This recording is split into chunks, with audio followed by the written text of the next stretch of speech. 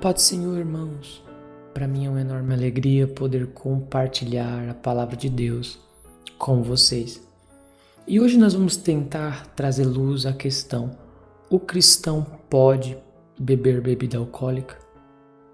E do ponto de vista bíblico, o pecado relacionado à bebida alcoólica é a embriaguez. Efésios 5,18 diz: não vos embriagueis com o vinho no qual há dissolução, mas enchei-vos do Espírito Santo.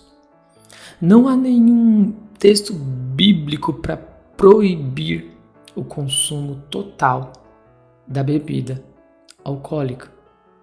Porém, nós, como cristãos, nós temos alguns princípios que eu, então, gostaria de nortear neste vídeo. Então, para basear minha fala, eu queria ler um texto da Escritura, primeira carta de Coríntios, capítulo 8, eu vou ler então na linguagem de hoje. Verso 1. Agora vou tratar do problema dos alimentos oferecidos aos ídolos.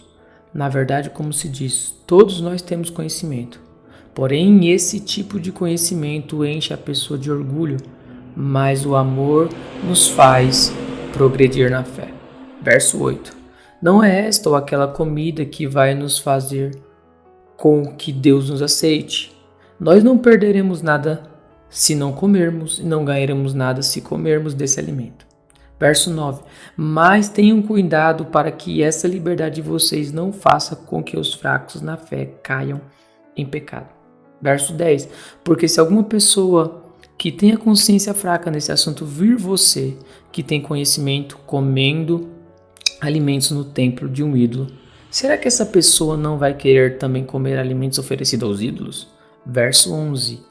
Assim este cristão fraco, esse seu irmão, por quem Cristo morreu, vai se perder por causa do conhecimento que você tem. Verso 12. Desse modo, pecando contra o seu irmão e ferindo a consciência dele, você estará pecando contra Cristo. Verso 13 para finalizar. Portanto, se o alimento faz com que o meu irmão peque, nunca mais vou comer carne, a fim de que não seja a causa do pecado dele. Irmãos, há certas coisas na história da igreja que em todas as épocas e tempos nos parece a coisa certa a fazer. Como, por exemplo, amar o próximo. Isso sempre nos pareceu a coisa certa a se fazer.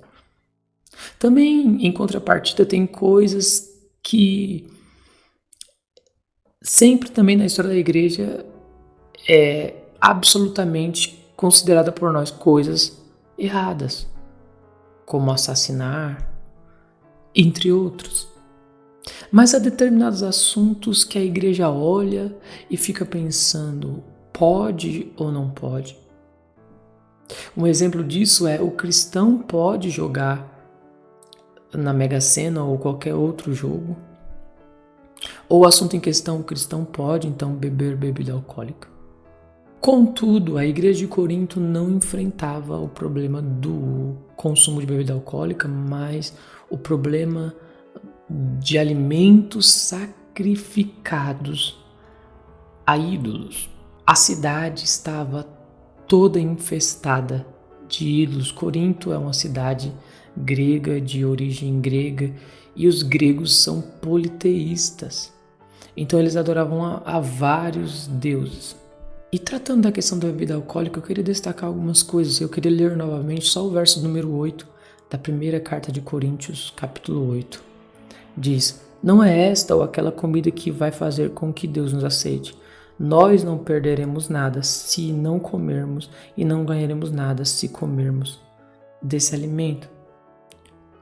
Paulo está dizendo que você não se torna mais espiritual por comer ou menos espiritual se não comer. Mas dependendo da circunstância, comer carne sacrificada a ídolos pode sim se tornar imoral. Qual é o princípio que deve reger a nossa liberdade cristã? Está em Romanos, capítulo 14, verso número 3, diz o seguinte: quem come não despreze o que não come, e o que não come não julgue o que come, porque Deus o acolheu. Irmãos, Paulo está dizendo aqui para nós não sermos fiscais um dos outros. É preciso que o crente tenha sabedoria para adotar uma postura correta dentro da liberdade cristã. Qual é o pilar que deve reger a liberdade cristã? É o amor. O amor deve controlar o conhecimento. Paulo entende que o amor ágape deve controlar o conhecimento. Conhecimento sem amor não traz edificação, traz tropeço. Sem amor nós sempre vamos pecar contra o nosso irmão. Meus amados, nós não somos uma ilha.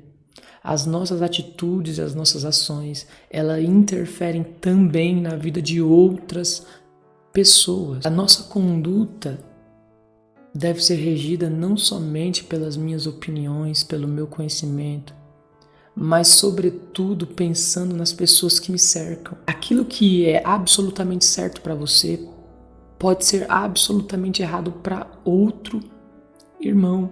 Se a sua atitude escandaliza a vida do irmão, então você está pecando.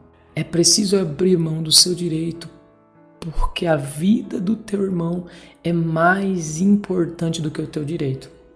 Paulo está nos ensinando o princípio que o amor deve reger a nossa liberdade cristã. E eu já estou concluindo. Digamos que você se sinta livre, então, para tomar um copo de bebida alcoólica. Você está livre, a sua consciência está pronta. Você não enxerga pecado algum nisso. Mas digamos que você é uma pessoa que exerce um cargo na igreja, eclesiástico. E outro irmão que não seja tão forte quanto você na fé, ele vê você então ingerindo aquela bebida alcoólica. Só que aquele irmão não está pronto, a sua consciência ainda não está preparada. Pode ser então que ele se escandalize com esse ato, com a sua atitude. Então, se a minha atitude ela escandaliza a vida do meu irmão, então eu devo abrir mão do meu direito, porque a vida e a fé do meu irmão é mais importante. O amor está acima do conhecimento. Então eu me abstenho do meu direito por amor ao meu irmão. Esse é o princípio cristão que deve ser seguido. Eu espero que tenha esclarecido a sua dúvida. Que Deus abençoe a sua vida.